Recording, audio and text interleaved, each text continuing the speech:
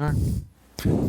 Right here on Sports Grid, Kevin Walsh, Coach James Young, and Tom Vecchio, as we are with you on a Saturday morning. Yesterday, we did see the beginning of the WNBA season, a very interesting approach to starting the year. I know some people were kind of crushing it. I don't really agree. They got the season underway on a Friday, but today is really the unveiling of the year. The NBA actually laid out for the league today, which is incredible. You have ABC getting the two biggest games you could possibly have. Biggest star in the biggest game. I mean, but JY, the thing is, right, like Liberty Aces is like, oh, those are the two best teams, right? Typically that's the idea. Fever Sky very consistently last year showed to you that was the biggest game that they could consistently play. And that is what we are getting today. So that is an A++. Even if you want to be like, I don't like that the season didn't begin today, that's fine. A+ job out of the W for what we have on tap today and through these games. And we're going to do some whip arounds and things like that. But I'm really, really excited for this season. You have just storyline after storyline after storyline. And again, the thing that I mentioned off the top, JY, which is a little bit newer, just in recent years, what feels like a more open title race than Aces or Liberty pick your team. Yeah, I think what the WNBA did a couple of years ago is they tried to create the Lakers-Celtics dynasty where East versus West, Vegas, New York, and it worked. But then Caitlin Clark came into the league last year, and she blew the whole thing up in regard to the fact that the highest-rated games all involved Caitlin Clark. So to me, what you have now is a league that is finally at the point where they could really make their move. And they were very strategic. Now, Kevin and I have knocked the WNBA for as long as I've been on this network for how they do scheduling, how they do all the things. They actually got it right, at least to start this season.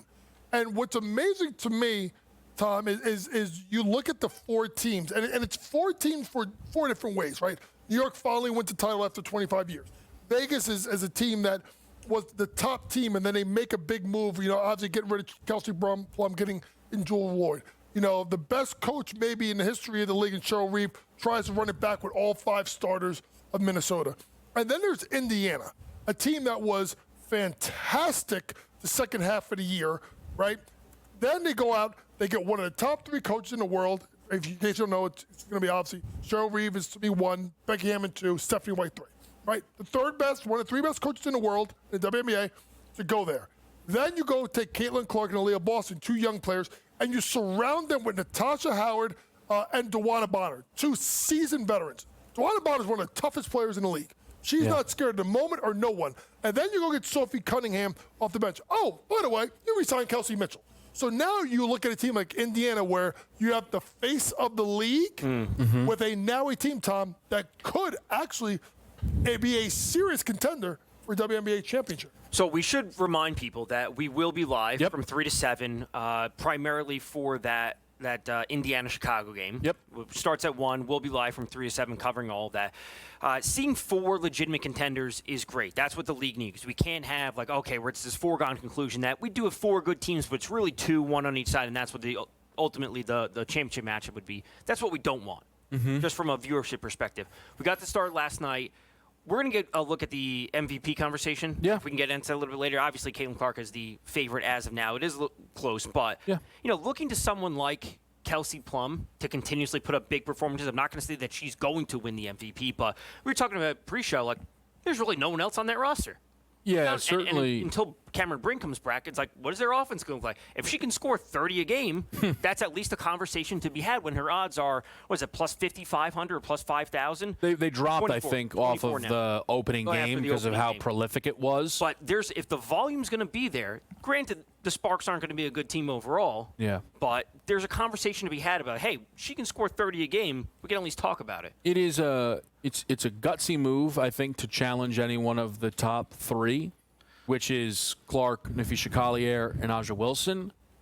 I will say, Napheesa Collier's opening game, as fantastic as it was, one game, putting her in front of the reigning MVP, consensus best player in the world, is a lot. I want to So let's do the MVP thing then for a second. Do you think Nafisha's winning it? Because you're in on the Lynx this year, right? I'm in on the Lynx this year. I mean, I think that it's going to be a rematch between the Liberty and the Lynx, and I think the Lynx calls it out. The thing that really quick that struck me, because I literally just pulled up the MVP market because I wanted to wait till today, and it's they're arguably the second best player in the world, top 3 player in the world, is Brianna Stewart. She's 19-1. Now, obviously, she won it.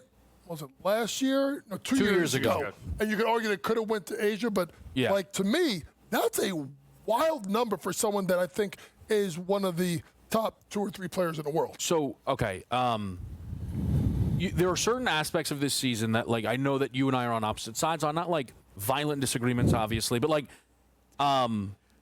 if you were to predict the finals, right, you said you would be Liberty Lynx. I don't think New York's the best team in the league. I don't think the Lynx are one of the 3 best teams in the league. That's me. That's how I view these teams entering the season. And we can get it all into the why for both of them. But Stewie's MVP odds, I don't think are wrong. Last year, they were the best team in the league all season, and she was never in the race for MVP. That wasn't because they were like, oh, no. Stewie had a really down season. And I think that in order for the Liberty to get back to the level, because there's, Lainey Hamilton's injured and it's incredibly difficult to repeat. I think Brianna Stewart needs to get back to being one of the 3 best players in the world. I don't think she is. I think the 3 women that we have booked in front of her are better than her now at this point. And I think the worry a little bit on the Liberty is, could it keep going down? Maybe. We'll find out, right? I think that's one of the really important things to watch as it pertains to the New York Liberty. Here's my thing on the Napheesa Collier side of it. I think if you're in on the Lynx, you have to believe that she's the best player in the world. And there is a difference between being the best player in the world and winning MVP. Jokic is the best player in the world. Shea's going to win MVP. Aja's the best player in the world. Collier winning MVP to me is not enough. Because the Lynx, JY, this is something that we talked about a lot last year, was the Minnesota three-point shooting, right? That trio that they had of McBride, Carlton, and Smith, on just rounding, okay? They were a 32% trio in 2023 and a 42% trio last year. On uptick volume, the Lynx will always be good defensively, especially because you have the reigning defensive player of the year. I don't think the offense holds up as much because those were it was a once in a, lifetime type of, all of our best players had their best three-point shooting season. All at the same time. It would be as if next round, OG, Mikal Bridges, and Jalen Brunson all shoot like 50% from 3. But what just happened? It was an avalanche, and good and incredible for them. I think that's hard to hold up, where I just think there's room, and why I'm in on, we're kind of doing it all at once here, but I enjoy talking. That's why I'm in on Vegas. I think there's room for improvement across the card for everyone who surrounds A'ja Wilson. I think it's going to be tough to take the MVP off of her. I think Caitlin has a better chance, but this is, I know, right? I'm not betting Caitlin Clark at 2-1. It's like that's way too short. It's way too short, and also the narrative is building that it's like, oh, she's going to win MVP, and now we're working with a thin number when there are legitimately other players that can win it ahead of her. All right, we're running up against the break. We have to do the Western Conference. Jay, I want you to talk, though, about the Clark MVP narrative, because I think we saw it last year, cut both ways. There was a moment last year where there were people like, the Rookie of the Year is Angel Reese. And I was like, what are you talking about? So will there be this fever pitch to get Clark the league's MVP? We'll talk about it all. We're live with you right here on Sports Grid.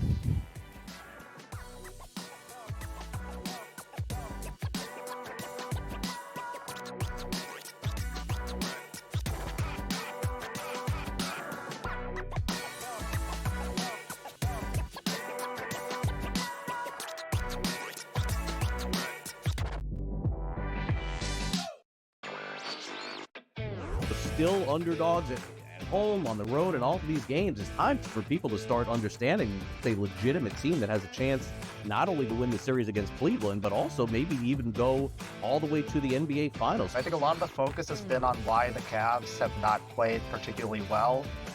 A lot of that is due to injury, of course, but I think that's taking too much credit away from what the Pacers have done. Newswire.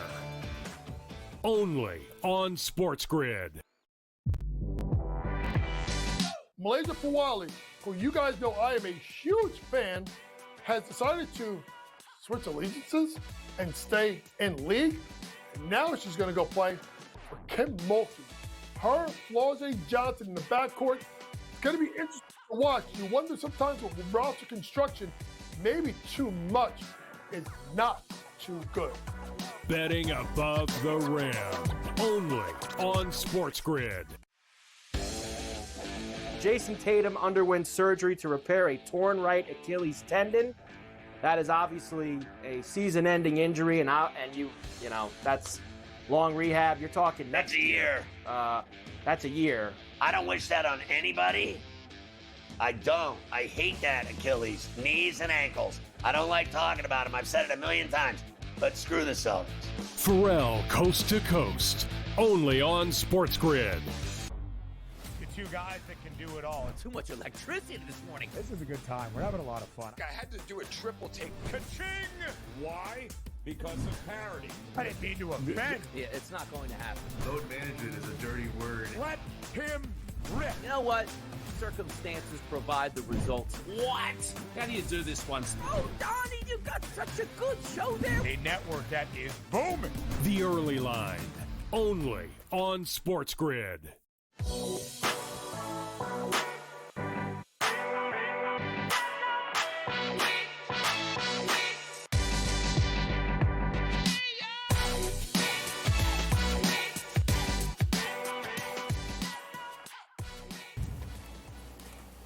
All right, back at the right here. We are on Sports Grid. I mentioned we were just going to quickly with the Caitlin Clark MVP. The fact that she is booked as the favorite. Again, for me, it is one of these things where easily the most popular player has an argument as the best player. Yeah, of course we're not going to get a great number on her, but it's not a great number. So I certainly won't be betting that plus 210. How do you feel about Caitlin's chances, JY, in the league's MVP race? They would have to have the best record in the Eastern Conference for that to happen. I do think her scoring is going to go down because I do think there's more around her, so there's going to be less offensive pressure for her to do that. I could see, averaging a double-double a game. This year, averaging 8.4 assists last year. I can see her getting over 10. Obviously, her assist prop is at 9.5 for opening night tonight or this afternoon. So I don't see that happening unless they have, the best record in the league or in the East. Then I would see maybe that happening. But I feel like, there's less. If you think that Vegas is going to be what they are, and Asia's going to put up the stats that she thinks here is, I think the difference between the WNBA and the NBA is I think there's less voter fatigue in the WNBA. So if it's Asia that has the best season, I think it's more likely that she'll get it again. She also, while winning last year, she certainly felt that she should have won the season it went to Stewie, which would have been 3 in a row. She's won 3 total. But I don't think if she doesn't win it this year, I don't think it'll be a voter fatigue thing. To me, real quick with that, and I think you and I talked about it when it happened. To me, it wasn't the fact that Stewie won it over Asia that year. It's the fact that she finished third behind Alyssa Thomas. Alyssa really almost won that award. It was crazy. Too. It was crazy, but I think it was more of that maybe Asia felt a lot disrespected coming in. I think she was maybe left off of a outside. A couple of ballots. Because I think someone put Chelsea Gray in front of her. It was a whole thing. So are you buying into Wilson winning the award? I think because you think Aja should be the favorite. I think it's crazy because you were saying that the pieces around her, there's room for improvement. Therefore, the whole team is better record. Let's give the WNBA its shine. It deserves it. We have plenty of time to get to the NBA. I think the Aces are the best team in the league. Okay. And I think it is incredible that we are not even close to paying for that. The Liberty, they're on the same tier, but the Liberty are comfortably in front of them. And at a moment yesterday, the Lynx actually had better odds. In some spots, the Lynx have the same odds. One of the things that I don't think if you're not into the WNBA and if you're not into the WNBA betting markets, don't realize The Lynx were not supposed to do what they did last year at all. But I bet their win total over. Them winning 30. Yeah, I won that like 4 weeks into the season, and it was just like that. That was not supposed to be the case whatsoever. And now they're like, oh, just boom, copy paste. This is who they are. Where Vegas again was running this league. Vegas last season was they were eliminated in round 2 by the Liberty. Like ultimately the team that won the championship. They had to play them around earlier because of the off regular season. The Liberty now the Vegas Aces enter this season with Aja still the best player in the world. I still think Jackie Young's one of the 8 best players in the world. And then you have Chelsea Gray and Jewel Lloyd, who they hope are also top 15 players. Chelsea Gray had an unreal summer with Unrivaled and was injured all of last season. I expect to bounce back. Jewel Lloyd is not as good as Kelsey Plum. But Jewel Lloyd had a down year for Seattle, and Kelsey, I don't think, had a great season for Vegas last year. So can Jewel Lloyd be an upgrade in a bounce-back year for herself over what Kelsey Plum was? I think yes. And again, one of the big things, like I know I can say, Tom, is like, we are not paying for it. Right. Like we are not, this is getting the Kansas City Chiefs as the 4th team on the board. Right. And like, if somebody right now told me, like, yeah, if I fired away on Chiefs futures because there's 3 teams in front of them, I'm like, I get it. You know what I mean? Like, that is to me what I have with the Vegas Aces here. It comes down to buying and selling what the market is giving you. Yeah. And just because you may believe one thing, you may believe something else. Again, we can get into the narrative like, oh, will people be voting for her simply just because she's Caitlin Clark? That doesn't matter when we're getting odds that are telling us a different story. And that's what, again, to your point, it's like, oh, people, if you're not betting the WNBA, you're not following on a regular basis. There are things that you have to understand about something that is on the rise of, like, the markets are not as sharp as what we're actually seeing.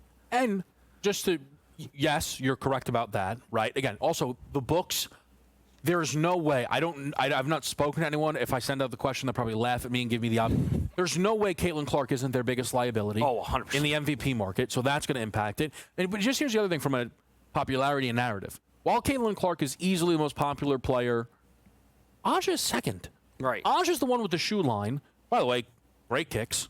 You know, we're going to have to take a look at it. Well, if we win these Vegas futures, all right, okay, those are paid for. We'll figure it out. So that's just, I really like what they bring. Are you on the Liberty to repeat, or you like the Lynx this year to get it done? I'm on the Liberty to repeat. I know that Melanie Lanning Hamilton is a obviously. She was actually, folks, suspended from the team because it happened with Unrivaled. So that's an interesting development with that whole thing.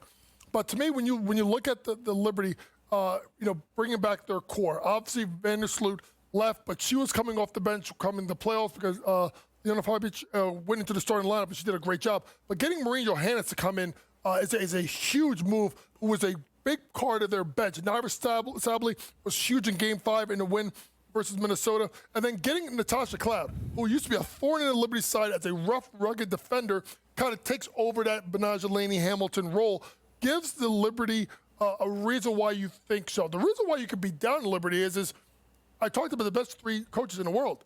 I didn't talk about Sandy Bordello. Yeah. And there were times where I questioned what was happening with New York, especially because I thought that Cheryl Reeve was out coaching Sandy in the final. So I think there's there. I think what my concern with Vegas is can Jewel accept the role of being I'm the 3rd, 4th best player? Because when Stewie left and Bird left, Storm, she was like, psh. Having the time of her life. Shooting with her eyes closed. But to me, that's why I think it's interesting there. Really quick, one team I do like to go over to win total, I think Phoenix is going to be pretty good. I like Alyssa Thomas to go along with Clea Copper. I know she's out. And the team I don't like, Chicago. I don't know how that team has 19 wins at all. The offense could be tough for that group. Okay, now we do Minnesota Golden State next. Shout out to us for covering the W, because that's what we do here on this show.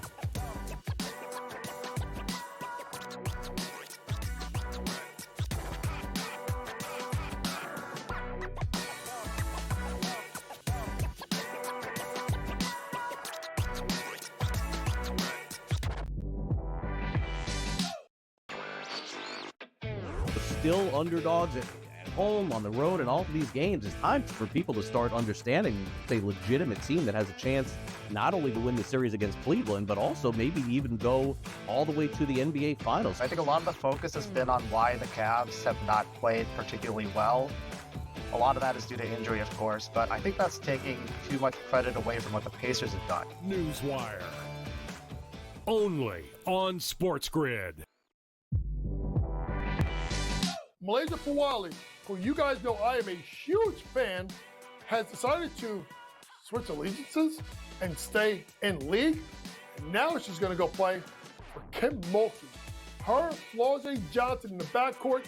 It's going to be interesting to watch. You wonder sometimes with roster construction, maybe too much is not too good. Betting above the rim. Only on Sports Grid. Jason Tatum underwent surgery to repair a torn right Achilles tendon. That is obviously a season-ending injury, and you know that's long rehab. You're talking That's a year. That's a year. I don't wish that on anybody. I don't. I hate that Achilles, knees and ankles. I don't like talking about them. I've said it a million times. But screw the Celtics. Pharrell Coast to Coast. Only on Sports Grid. The two guys that can do it all. Too much electricity this morning. This is a good time. We're having a lot of fun. I had to do a triple take. Ka-ching! Why? Because of parity. I didn't mean to offend. Yeah, it's not going to happen. Load management is a dirty word. Let him rip. You know what? Circumstances provide the results. What? How do you do this once? Oh, Donnie, you've got such a good show there. A network that is booming. The Early Line. Only on Sports Grid.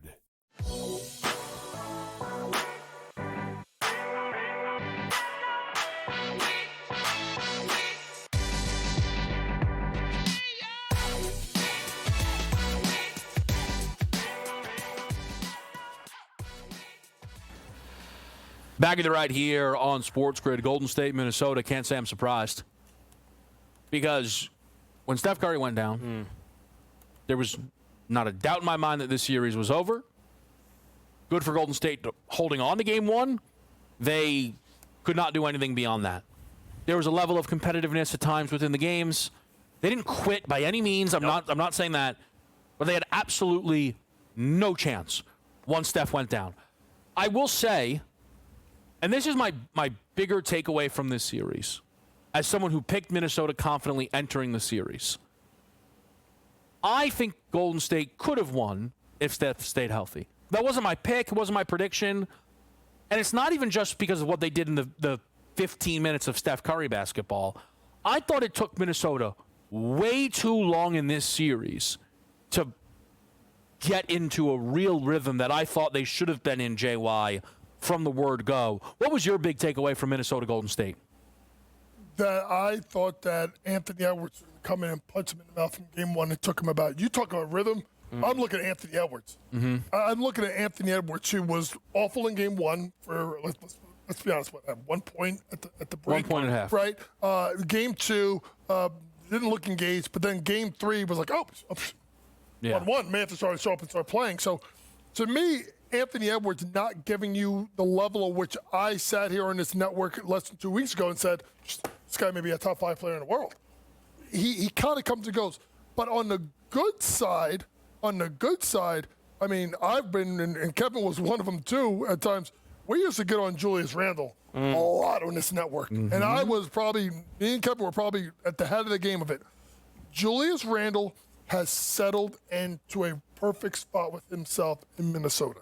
Because to me, it's not just of the fact of, Julius in regards to his scoring, but for him to be shooting every game besides game one at 44% or higher, 3 games at over 50%, he took away this, iso ball, fade away, falling out of the bounds, 20-foot jumper on the baseline. So to me, I just thought Julius Randle just finally looked comfortable, Tom, in big moments. This might be the best basketball he's ever played. Like, this stretch of games, it has to be up there with the best basketball he's ever played. Last week we were talking about different star players, and I think you used the phrase like holding star players accountable. Yeah. Where Anthony Edwards, not just that one, he looked bad at a lot of the first halves, like 3 points, 1 point, like really getting it going. Now there is something to be said on the other side of that coin where he's has 3, 4, 5 points in the first half, and then he comes out and he closes and he has 20 points in the second half alone. There's something to be said. Okay, he can get it going when he needs to.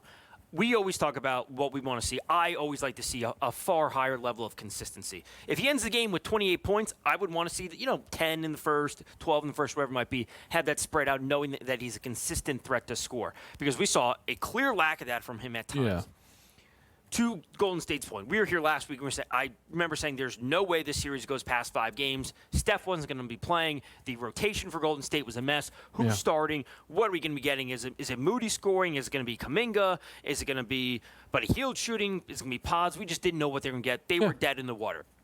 It's good to see Minnesota back here for the second season in a row. We can get to Game 7 tomorrow, which we'll go to, but the key pieces for me, as we always talk about, it's going to be Naz Reid, and it's going to be DiVincenzo coming off the bench. I think Naz Reid plays a massive, massive role, whoever they end up playing in the Western Conference Finals. But I really think he will be one of the key players because Rudy Gobert does not bring you offense when you need scoring. Bring in Naz Reid, and we have now 3 consistent scorers between Ant, Randall, and Reid. So I think Randall is – the reason I think Randall is the most important is because I cannot believe what Julius Randle is doing. To me, like to emphasize, I think you're right. It's the best basketball of his career. Julius Randle did not have a very good regular season. No. Like, JY, you saw the best of him in New York. That's not what he looked like during the. It's not as if it's a complete opposite of what we've seen in New York. He was great regular season, terrible once the playoffs started. So, while that's awesome, there's a level of skepticism that is going to stick with me. I'm not just going to accept that Julius Randle is now an efficient 25, 7, and 7. That's crazy. Triple doubles in some games. It's ridiculous. Yeah. It's absolutely it's ridiculous. And the thing is, while they are now 8-2 in these playoffs, which is great, they have played close basketball games. The series with the Lakers was close, usually on a game-to-game basis. Yeah. The Golden State games, again, had an air of closeness to them, right? I thought for most of them, not all of them, but most of them. If Randall comes back, are they now just completely shot? I think it becomes a really interesting situation. More Western Conference breakdowns here on Sports Grid.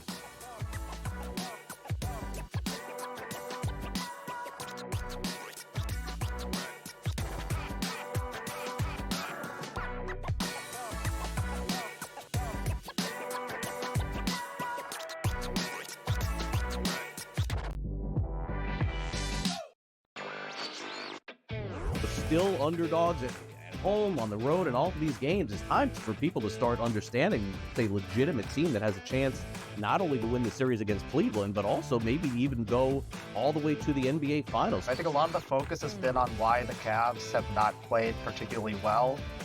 A lot of that is due to injury, of course, but I think that's taking too much credit away from what the Pacers have done. Newswire.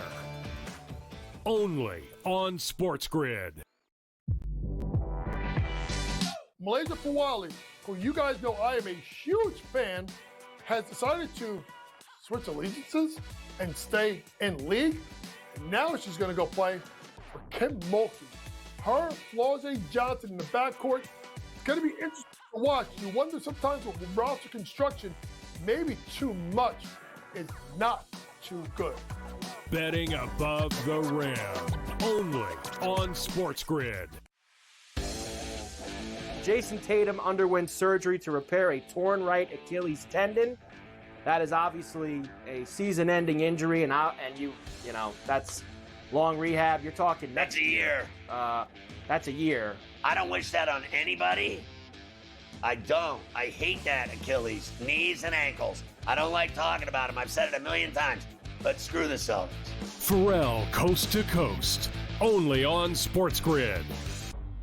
The two guys that can do it all. Too much electricity this morning. This is a good time. We're having a lot of fun. I had to do a triple take. Ka-ching!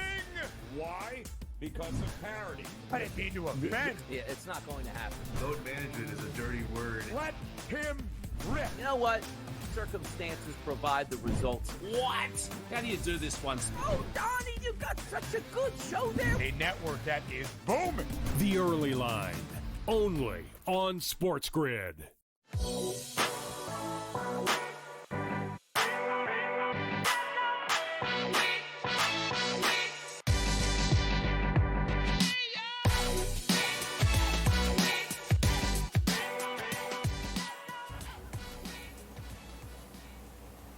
The Warriors season is over. The Warriors now enter the offseason not with as much uncertainty as the Boston, because, again, that's the Steph injury is not going to, supposed to linger. I do think there needs to be a conversation had a little bit on the Steph injury, though, in that I think people will spend time saying, well, if Steph didn't go down, then they would have won the series. I don't think that's a ridiculous opinion. I think it ignores the injury that Steph had and what it says about the state of the Warriors. Steph Curry's injury, a hamstring injury, is more often than not, right? Based on what we saw, you would think is, well, he had too much on his plate. You think back to the series against the Rockets, 38 minutes a game in the series, and it would have been much higher, but again, they just punted on Game 5, and he played 23 minutes. He went 42 in Game 6, which everyone thought they were going to win, and then had to go 46 in Game 7. Again, they could have ended that series in 5. They punted on the 5th game and ended up having to play 7, and Steph lasted 13 minutes against Minnesota. Here's why I think that's relevant. So often, we would enter Lakers seasons, and people go, oh, come on, what are they going to stay healthy? AD, you know how old LeBron is? We would do all the time. We would never do it anywhere else, it felt like. And my thing with the Warriors is when we enter next season, if we enter next season and their number one guy is Steph Curry, it's not that Steph Curry can't be a number one guy. It's that, can you trust Steph Curry to hold up? Because the reality on Golden State is, since Kevin Durant left this team, they have the finals run. And it's incredible that that's real. But other than that, they've missed the playoffs 3 times, and they've not made the conference finals in any of the other seasons. So to me, JY, we know this organization wants to prioritize championships. I don't mind if they run it back. I just don't think there's any chance that if they do, it results in a championship. I think last year or the beginning of the season, I think I told you that I thought their window was closed. Mm-hmm. And, getting Jimmy Butler kind of like cracked the window open a little bit, but there's just like that much of a crack in the window, because to me, when you look at Golden State, it's yes, I don't know if Steph can be your top player that carries you through an entire postseason. I think Jimmy is great, but now people are looking at Jimmy Butler saying, playoff Jimmy really a thing, or is it just that one run he had in Miami as an 8 seed when he got all the way to the NBA Finals? I mean, I think that even came from his old team at UD. But then you look at the other pieces, right? I was concerned going into the series about big man play, and that's not a knock on Draymond. It's the fact that Draymond's 6'7", and eventually the dam was going to break. Just like we sat here and we said there was concern with the Lakers with size. Same thing Raiders luckily had again. But then you look at the other pieces. Pods had a good step-up spot. We understand. Moody still hasn't been the person that maybe we thought he was going to be. And then there's Kuminga. And I know this whole thing of like, sit this guy down. He was looking off Steph Curry. Did you guys watch after Steph got hurt? Who was, I don't know, the only player that can get you a bucket? And Steve Kerr was sitting this guy on the bench for the majority of the second half of the season to prove a point instead of coaching the young man and making him better? See, to me, Golden State to me is a team in flux, and I look around the Western Conference the next couple of years, and I don't see a pathway where they're a top 6 team in the Western Conference, right? Minnesota, better. OKC, better. Houston, better. You can say San Antonio could jump them. What happens with Dallas if they get their stuff right? I haven't even gotten to the Lakers yet. I haven't gotten to the Clippers yet. I mean, does Zion play more than, I don't know, 22 games in a season and gets down to 240 and actually cares about basketball? To me, it was a great run, but you made a great point that people are never going to push because you're knocking Steph. After Dame and after KD left, besides the run, they were an average to slightly above average team in the Western Conference. And what are you going to tell me that they're going to bring in next year, unless it's like a Giannis that's going to tell me that they're, Tom, a top 5 team in the Western Conference? There's so many points about Golden State that we can get into. The aging veterans that they have, the lack of, I would say, consistent structure where they don't have a defined big man. They, we're getting, Kevin Looney had some playoff performances over the years where he had good rebounding, but he's not a proven big man. He's not a big man that you want out there to help you score. And to me, it comes down to that they have too many players that do too much of the same stuff. Yeah. Where in theory, like, is Pods, Hield, and Kuminga, are they all that different when it's all said and done? Are we willing to, like, build a team around this, taking the next step after Steph Curry? It's like, no, they don't have a star. They have a bunch of players that are like, okay, like, can Buddy Hield, can he excel in a situation if you put him on a good team? Yeah, he probably can. Could you say the same thing about Kuminga? Could he be a rising scorer where he's the third best option? Yeah, he probably could, but you don't have those pieces on Golden State. You don't have Steph Curry at his best. You don't have a consistent scoring big man. And then be like, okay, then Kuminga, then we can get you the ball. Then you could do some shooting. They don't have that. So when it looks at Golden State, going into the offseason, I have no faith in them. I have no faith in them to do anything except be like, hey, they could probably be a playing team again, and then good luck making another run. I think, to me, the Kuminga thing is just so incredibly frustrating because now you're at a point where, what do you do? Do you pay a guy that you don't believe in? No. No. So now you're going to have to do a sign and trade, and because you buried him for half the season, you probably hurt his trade value to get something in return for him as well. Yeah. I felt like Golden State, I know this sounds crazy, as an organization, Kevin, got extremely arrogant. Like, they're like, hey, we're going to run it back. We're going to run it back. We got Steph. We got Draymond. We got Steve Kerr. We're going to run it back. And to a point, they didn't develop Kuminga. They were like, listen, we got Steph Curry. We got to get him the ball. We can't be giving Kuminga the ball. And now they didn't develop the pieces around him. And now they're left with, like, we got to pick up the pieces. And where do we go from here? The thing for this team, though, is while they gave Kuminga, time in the regular season, they bailed on it. Once Jimmy came, Kuminga fell out of favor. I think that it has been drastic. But the story of this team is not Jonathan Kuminga. Jonathan Kuminga was not going to save this basketball team in any capacity. The reality is this team having a full season of Steph plus Jimmy has to be incredibly exciting because the regular season returns were very good. It's that expecting, again, those two to hold up for a full postseason run is even less likely at this point in time than when, again, people were wondering if LeBron and Anthony Davis would hold up for a legitimate full postseason run. But the other thing is, we know because Golden State, similar to Boston, wants to be in the mix for everything, they're going to try to be in the mix for Giannis. The thing is, it's going to have to include Jimmy Butler in a trade. I imagine Milwaukee's appetite for that is zero.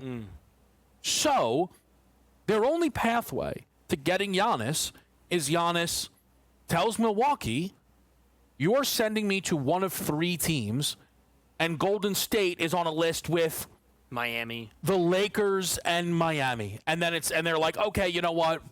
Like that now, Golden State, your offer is going to win. Because, well, again, I made a list that was long. It's because it's tough to know what Giannis is going to do. But if we're making a list on, who has the 5 best actual offers, Golden State is not on that list. Game 7 Sunday. We'll talk about it with you right here on Sports Grid.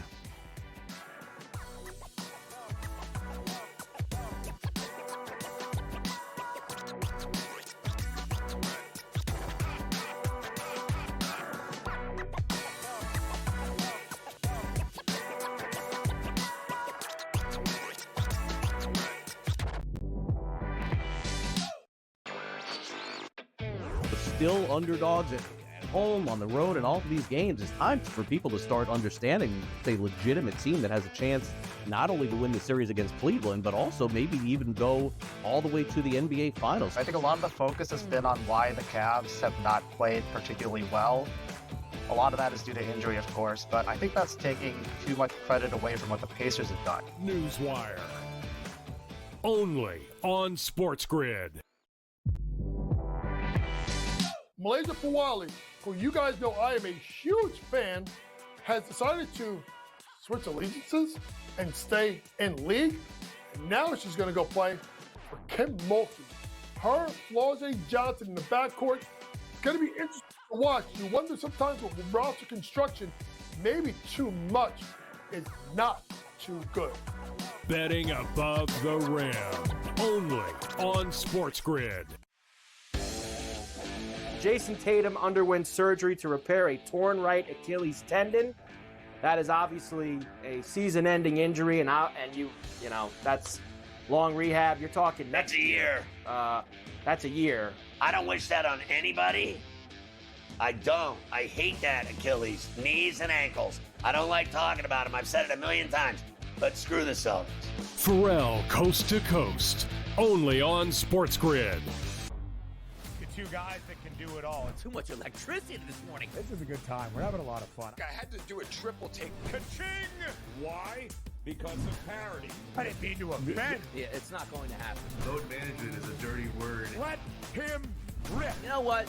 Circumstances provide the results. What? How do you do this once? Oh, Donnie, you got such a good show there. A network that is booming. The Early Line. Only on Sports Grid.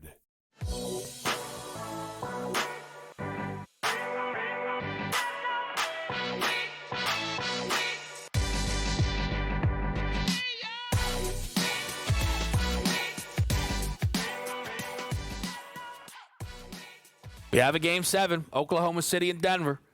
And here's the deal. I love being right. Knicks to beat the Celtics, shout out me. All right, I'll give you that one. Thunder to win every single game in the series by 100. Whoa. I still can't believe we're here. It was not until Denver actually won that Game 6 that I accepted, okay, maybe OKC's not going to come out of the West. Now, of course I'm going to think Oklahoma City's going to win this 7th game. We'll get into all of that, but I don't know it. I don't know. I'm trying to do some self-evaluating of why I kept expecting the Thunder to just rock Denver and why it just didn't happen. Like, it happened in Game 2, but I go through the series in my head, and it's like Game 1, you're at home, well-rested, Denver's off of a 7th game. What an advantage. They choked it away, but they didn't rock them, right? Like the game should have been put way away, and it wasn't. Game 2, I'm like, psh, I knew it. I got this. Denver won't win another game. Literally, they lose the next. OKC loses the next game, and I'm like, where are you mentally? Surely you're going to handle your business next game. They won it. They didn't win it in comeback fashion, though, in the 4th quarter. I'm like, what are they doing? So Game 5, they're going back home like, psh, they got this. Back on their home floor. It's just an absolute disaster of a basketball game, right? And you're sitting there and you're like, how is this happening? Like, they have to come back again. Like, they win by 7. That was Game 4 was the low-scoring game. But I'm like, all right, like, they won, but, like, they're still not running away. No. So then we get into Game 6. And I'm like, I kind of think they're going to blow them out. Like, I'm not as confident. Just lose again. Yeah. And I know that I just basically told, but every single one of these games, I've been like, OKC is going to smoke this team. And we're here going into Game 7. So I ask you this, Coach. I'm trying to do some self-evaluating. What is it that I am not seeing in this series that I kept on thinking OKC was going to blow out Denver? And this is 3-3 through 6. Well, I think number one, I think we underrated how much of an impact maybe David Alleman was going to have with this team because they've been far better defensively and they've got this series played at their pace, more up and down here. But I think the thing that is to me, the thing that you're missing is we got a problem. And his name is Jalen Williams. I mean, John Starks, 1994 Game 7 has reared his ugly head. Literally 3 straight games. This kid cannot, he can't buy a basket. And in the last 3 games, if I'm not mistaken, I want to say he's something like 10 for like 40. I may be worse. Can I just put so 3. I don't. I know. I understand that he's playing terribly, right? In the last 3 games, you know what he did the one game before that Oh started? yeah, with Nuclear. He had the best game of his career. Right. And what So happened? why is he playing terrible every game? I don't know. I can't figure that out, JY. But here's the funny part about it: the game they went off, They lost. Right? Because what None happened? of this makes sense. Right? You know why? Alex, that's why. I say they give him the ball. Well, That's why my point is that there's a little bit of coaching with Mark Daigneault where Wow. he's pushing the wrong buttons time after time after time. there's too much going on in you're a this. Denver guy. What am I missing? Well, technically, I still have this Denver future. Not yes. technically, legitimately. Legitimately have this You Denver want to give it to me? I'll take it off your hands. Please. It, Split it. 9 to 1 to win the West, so there's still some steps ahead. It's not just the series. Is that- But are they even?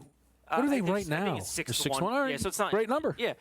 What it comes down to is like we have seen young teams struggle in the playoffs where, I don't want to say like, oh, the moment's too big for them. Because I don't think that's the case, but Yeah. it may come down to coaching where it's just like they're pushing the wrong button at the wrong time. Mm-hmm. It's like you're flipping the coin and you're wrong every time. It's like, we got to be right one of these times. Yeah. To your point, kind of thing. It's like, okay, Jalen Williams is scoring the game, give him the ball.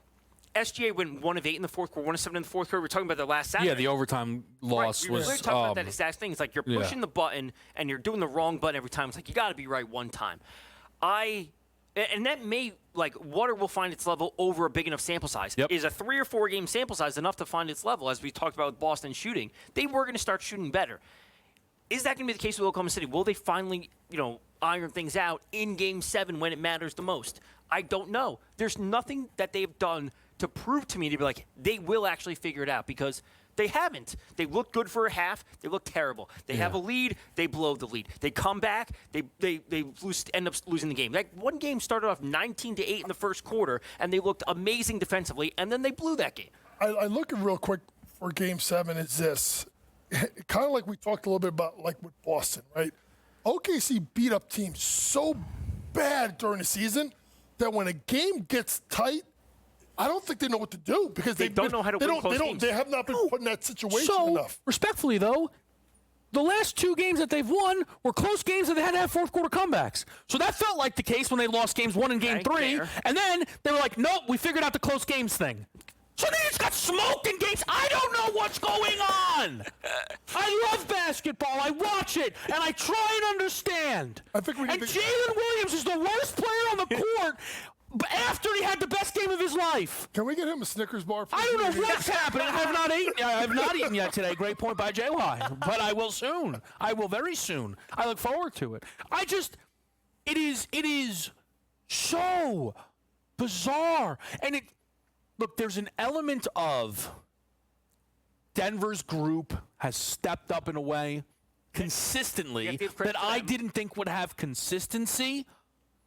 But the OKC bit of it is they have not been able to, within one game outside of Game 2, we have it from the word go, and we have it still here in the third quarter, and stiff arm. And you're not supposed to do that to a team every single game, but when you are who they are, I would imagine a game, and I know they still won the game, but a game where your opponent scores 8 points in the first quarter, you have a lead going into the fourth, and they didn't.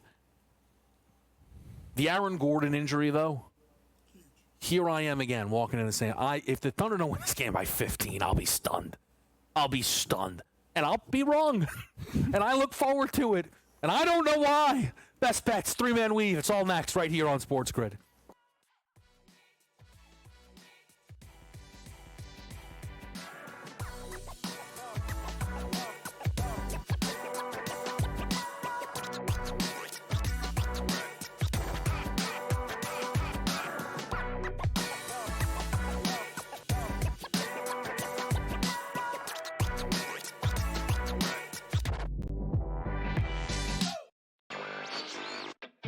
but still underdogs at home, on the road, and all of these games. It's time for people to start understanding a legitimate team that has a chance not only to win the series against Cleveland, but also maybe even go all the way to the NBA Finals. I think a lot of the focus has been on why the Cavs have not played particularly well.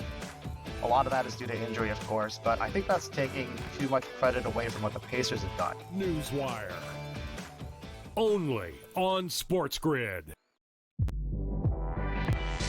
Malaysia Fawali, who you guys know I am a huge fan, has decided to switch allegiances and stay in league. And now she's going to go play for Kim Mulkey. Her, Flau'jae Johnson in the backcourt. It's going to be interesting to watch. You wonder sometimes with roster construction, maybe too much is not too good. Betting above the rim. Only on Sports Grid. Jason Tatum underwent surgery to repair a torn right Achilles tendon. That is obviously a season-ending injury, and you know that's long rehab. You're talking That's a year. That's a year. I don't wish that on anybody. I don't. I hate that Achilles, knees and ankles. I don't like talking about them. I've said it a million times. But screw the Celtics. Pharrell Coast to Coast. Only on Sports Grid. Two guys that can do it all. Too much electricity this morning. This is a good time. We're having a lot of fun. I had to do a triple take. Ka-ching! Why? Because of parity. I didn't mean to offend. Yeah, it's not going to happen. Load management is a dirty word. Let him rip. You know what? Circumstances provide the results. What? How do you do this once? Oh, Donnie, you got such a good show there. A network that is booming. The Early Line. Only on Sports Grid.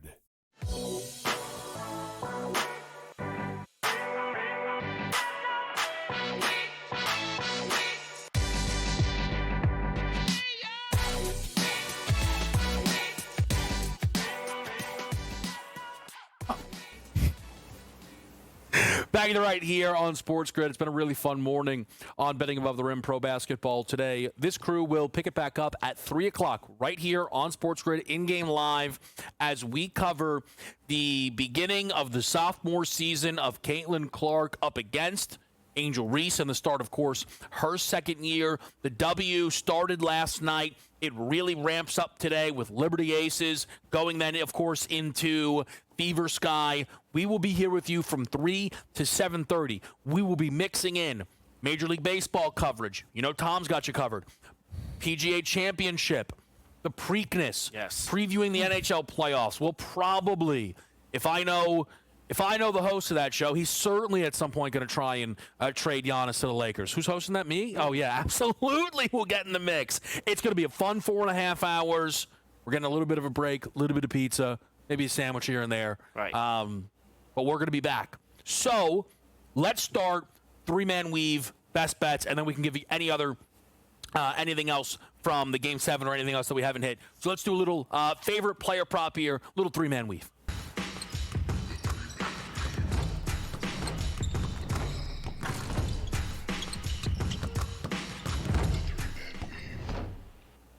All right, what do you got for me, JY? I'm going Caitlin Clark over 9.5 assists average, 8.4 assists per game. And I just talked about before with the supporting cast, with Kelsey Mitchell, obviously with Damana Bonner, with Natasha Howard, with Sophie Cunningham. There is more around Caitlin Clark, and I expect it to be a beatdown. Give me Caitlin Clark over 9.5 assists. I'm going with Kelsey Mitchell over 17.5 points. When you look at the Fever from last year, obviously the storyline is Caitlin Clark, rookie, all these things. 19.2 points per game from Caitlin Clark. Yeah. Kelsey Mitchell, also 19.2 points per game. It was her third season in a row shooting 38% or higher from three. She shot a better percentage compared to Caitlin Clark. Granted, it was on lower volume, but JY, you were very high on Caitlin Clark assists. Some of those assists will be going to Kelsey Mitchell. Give me some points today. I like it there. I'm very interested to see what the rotations look like for this team. Brand new head coach, the additions of Dawana Bonner, Natasha Howard, Sophie Cunningham. This is a team that's going to try and figure it out on the defensive side of the basketball. We'll see if they can. For me on the sky, I like Camila Cardozo over 8.5 rebounds. This number is, that minus 110 looks to be moving to plus money, going the other direction. Look, preseason, I got you, small sample size. Camila Cardozo was the better rebounder than Angel Reese in the preseason. When you just think about the size of the two, it tracks. Cardozo with 10-plus rebounds in all 3 games that she started against the Fever last year in the regular season. I really like this opportunity for game number 1 to get in on Camila Cardozo. I'll just mention on Caitlin Clark before we do the best bets. I think that she is going to have an incredible season stuffing the stat sheet. I played her for 5 double-doubles, 8 double-doubles, 10 double-doubles. Just there's season-long wagers, as you can imagine, on Caitlin Clark. And I did play her for a triple-double today in this game. I think the assists are there, JY. I love her rebounds prop in this matchup. I think that number's too low. I think Caitlin Clark is going to do it all, and I think that leads right into your best bet. My best bet is Indiana. I'm going to call it Joe Lisi. Smash! -8. Indiana -8. Listen, I think Chicago is going to be one of the 3 to 4 worst teams in the WNBA. I think they struggle. And another spicy hot take, Camila Cardozo will have show more improvement this year than Angel Reese. Wow, spice on spice on spice. Mine turning to Game 7 tomorrow. Obviously, it surrounds the Aaron Gordon news, health, lack thereof, whatever it might be. It's got to be Christian Brown stepping up, getting some boards. Gordon, second most rebounds for the Nuggets in the postseason. I know a lot of people are going to be looking at Christian Brown for points. Yeah. 3-point shooting, not the market I want to go to. Rebounds over 6.5. It was sitting at -106. Seeing multiple games of double-digit, multiple games at 7+. He has to step up and do the little things if Gordon is not there or not at full health. Look, fair enough. I think it makes a lot of sense there, in fact, to try and take advantage because a guy like Christian Brown could end up playing 45 minutes. 39 and 43 the past 2. Yeah. For me, best player in the league, best player on what I believe is the best team, making a statement in her first game. Audra Wilson over 24.5 points against the Liberty. Here's the deal. The Liberty have done very well against her, but I think that we're getting a number where they're not sure, hey, could Aja not have the same volume now with the Lloyd edition? Preseason hoops, I got you. But the preseason 35-minute pace was 27.5 a game on 38% shooting from someone who's usually 50%. If Aja has it going early, she's going to hunt for 40 in this game. I think they win the title this year. But Seattle Storm 35-1. Do not be scared to get in the mix. We'll see you in 3 hours right back here on Sports Grid. Tom Vecchio, Coach James Young, Kevin Walsh, betting above the rim.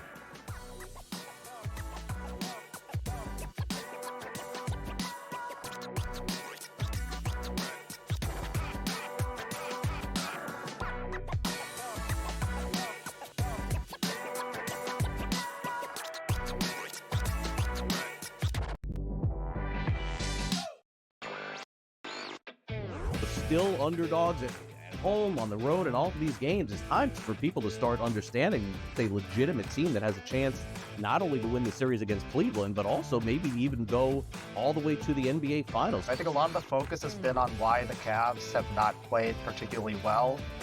A lot of that is due to injury, of course, but I think that's taking too much credit away from what the Pacers have done. Newswire.